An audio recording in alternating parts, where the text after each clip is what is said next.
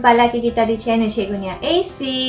Kali ini cikgu akan berkongsi sejarah tingkatan 2. Tajuknya 6.2 Kegemilangan Kesultanan Johor Riau. Sebagai pengenalan, Kerajaan Johor Riau muncul menjadi sebuah kerajaan yang kuat dan unggul dan akhirnya mencapai zaman kegemilangannya dari aspek perdagangan dan juga persuratan Melayu. Keadaan ini telah menghidupkan kembali tradisi perdagangan, terutamanya dengan pedagang-pedagang dari Arab, India dan juga China. Antara subtopik yang akan kita tengok adalah pusat perdagangan yang unggul, yang kedua pengurusan pelabuhan, dan yang ketiga pusat persuratan. Mari kita tengok tajuk yang pertama, iaitu pusat perdagangan yang unggul. Di dalam tajuk ini kita akan pecahkan kepada beberapa lagi topik-topik kecil. Ini yang pertama, kedudukan strategik. Sungai Johor merupakan sungai yang lebar dan dalam. Baik, ini adalah peta kedudukan Sungai Johor. Sekiranya kita tengok peta ini, Sungai Johor adalah satu sungai yang lebar dan dalam. Antara pelabuhan yang terletak di sepanjang Sungai Johor ni adalah Pelabuhan Johor Lama, Pelabuhan Pancor dan juga Pelabuhan Batu Sawat. Keadaan Sungai Johor yang lebar dan dalam ini memudahkan kapal-kapal besar untuk masuk ke pelabuhan tersebut. Selain dari itu, lokasi pelabuhan Kesultanan Johor Riau ini terletak di lokasi yang strategik, iaitu di selatan Selat Melaka. Keadaan ini membolehkan mengawal laluan kapal dagang dari timur ke barat ataupun dari barat ke timur. Selain dari itu, Pelabuhan Riau terletak di persimpangan laluan maritim. Keadaan ini menyebabkan Pelabuhan Riau menjadi tumpuan para pedagang-pedagang yang datang dari luar. Baik, kita akan tengok yang kedua, tumpuan para pedagang, iaitu pedagang-pedagang dari China, Gujarat, Belanda dan Inggeris. Selain dari itu, terdapat juga pedagang dari Jawa, menjadikan Johor sebagai pilihan kerana mereka tidak berminat dengan pelabuhan Portugis yang berada di Melaka. Selain dari itu, terdapat juga pedagang dari Siam di mana mereka memasarkan hasil pertanian seperti beras, dan juga pedagang dari Tanah Jajahan, Naungan dan juga kerajaan-kerajaan di sekitar alam Melayu telah pergi ke Pelabuhan Kesultanan Johor Riau. Yang ketiga adalah pusat pengumpulan dan pengedaran pelbagai barang dagangan. Pelabuhan Johor Riau menjadi pusat pertukaran barangan keluaran alam Melayu. Barangan-barangan ini kemudian ditukarkan dengan barangan dari pedagang Cina, India dan juga Arab. Antara barangan tanah jajahan dan naungan Johor adalah seperti biji timah yang diperolehi dari Kelang, Sungai Ujong, Bernam, Pulau Bangka di Sumatera. Baik, ini adalah biji timah. Selain biji timah, terdapat juga lada hitam yang diperolehi dari Jambi dan juga emas dari Inderagiri. Ini pula adalah gambar lada hitam. Antara barangan tempatan lain pula adalah seperti kelapa kering, kayu gaharu, damar, kelembab, sagu, pinang, ikan masin, peliuk belanga, lilin dan juga garam, di mana hampir diperolehi dari Pahang, Timur Sumatera, Kepulauan Riau, Sungai Ujong, Kelang, Naning dan juga Rempau. Kemudian pelabuhan yang seterusnya yang akan kita tengok adalah Pelabuhan Batu Sawah, di mana pelabuhan ini menjadi pusat perdagangan barangan dari China. Antara barangan yang diperolehi daripada pedagang-pedagang China adalah benang emas, kain sutera putih, barang tembikar, seramik, kuali besi, teh dan juga tembaga. Selain dari itu, terdapat juga pedagang dari Jawa yang membekalkan beras, pedagang dari Gujarat yang membekalkan kain, wangian dan manik, pedagang Siam pula membekalkan beras. Yang keempat adalah kesibukan Pelabuhan Johor Riau. Terdapat 500 hingga 600 kapal dagang yang berlabur di Pelabuhan Riau terutamanya, di mana kebanyakan mereka ini terdiri daripada pelbagai bangsa. Antara kapal-kapal yang berdagang pada ketika itu adalah kapal Siam, Portugis, Inggeris dan kapal-kapal dari pulau-pulau yang terdapat di sekitar alam Melayu. Tajuk yang kedua yang akan kita tengok adalah pengurusan pelabuhan. Di bawah tajuk ni pun terdapat beberapa pecahan tajuk kunci yang lain. Yang pertama adalah kemudahan pelabuhan. Antara kemudahan yang disediakan oleh Kesultanan Johor Riau adalah gudang bawah tanah, di mana dia berfungsi bagi mengelakkan daripada kebakaran. Yang kedua adalah adanya pegawai terlatih yang mengendalikan urusan perdagangan. Yang ketiga adalah bekalan barangan kepada para pedagang seperti lada hitam dan rempah. Baik, yang kedua adalah urusan jual beli, di mana perdagangan dilakukan secara tukar barang dan juga menggunakan mata wang. Mata wang telah diperkenalkan semasa pemerintahan Sultan Alauddin Riayah Shah I. Antaranya adalah wang emas yang juga dikenali sebagai emas.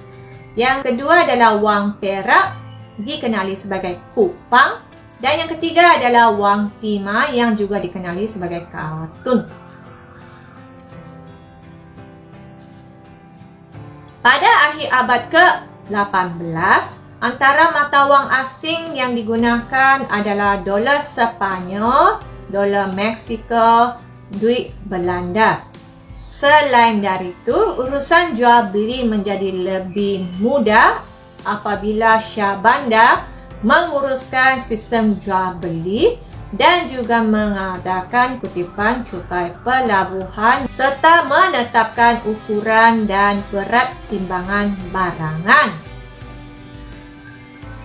Yang ketiga adalah sistem naungan, di mana para pedagang luar dan tempatan dapat naungan daripada Bendahara Temenggung Laksmana dan Raja Indra Bongsu.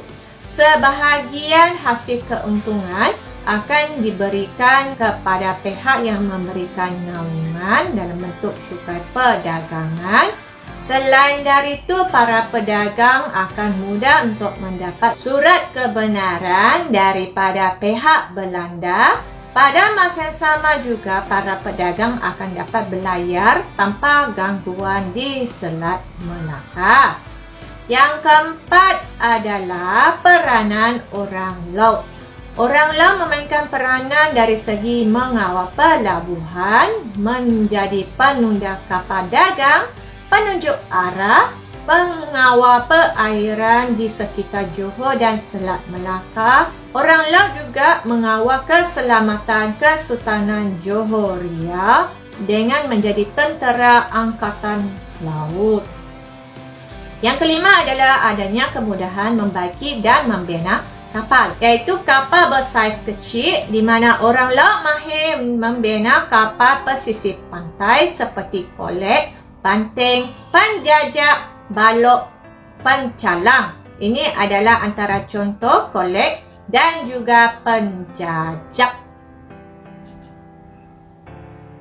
Tajuk ketiga adalah pusat pesuratan. Kesultanan Johor Riau mempunyai toko pesuratan yang sangat berkaliber sehingga terhasilnya karya agung, di mana karya agung ini bermaksud karya yang tertulis dalam bahasa Melayu yang berjaya mencetuskan unsur pemikiran, sistem nilai dan kepercayaan, falsafah, pandangan hidup bangsa Melayu.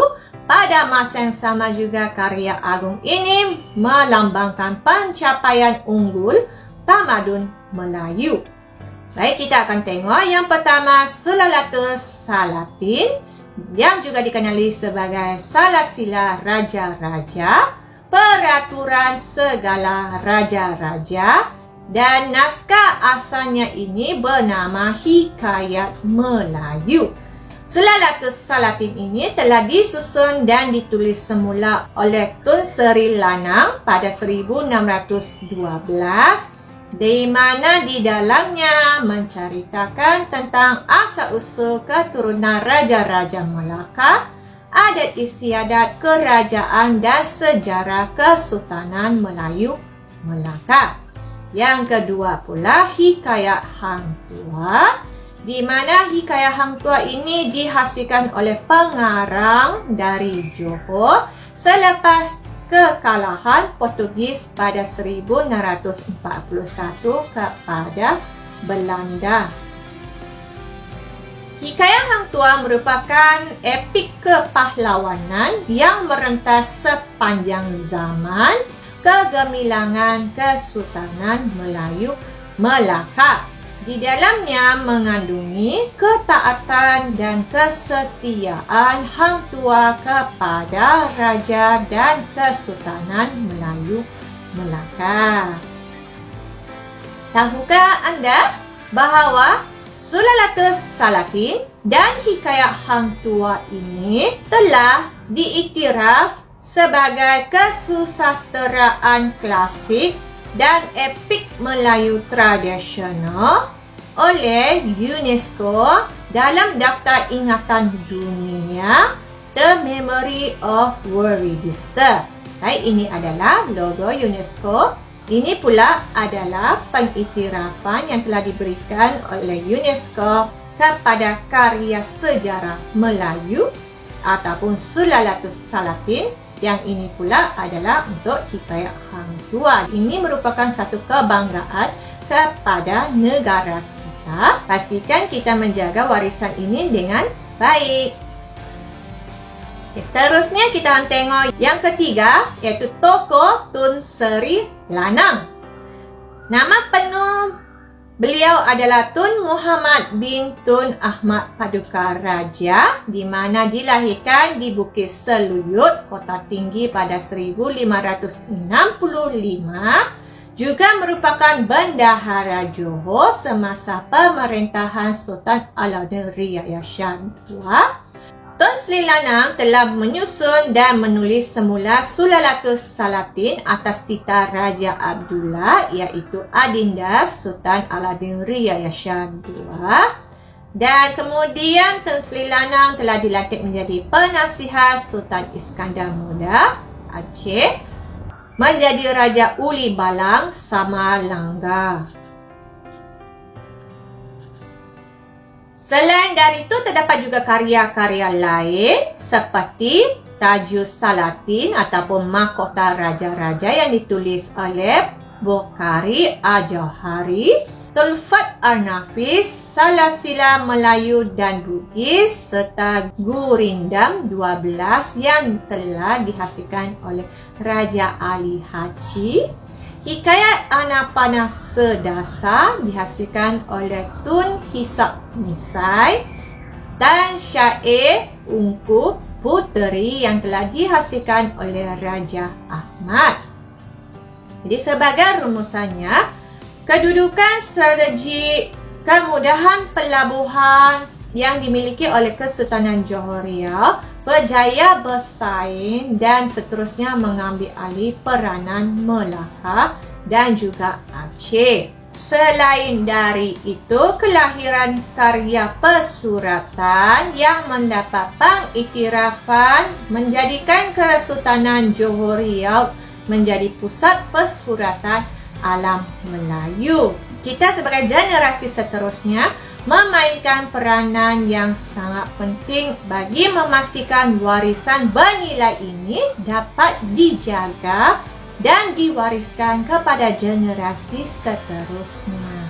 Baik, cikgu rasa setakat ini saja perkongsian video pada kali ini. Cikgu ada tinggalkan latihan seperti biasa. Sekiranya video ini bermanfaat pada anda, jangan lupa untuk berkongsi dengan rakan-rakan anda yang lain.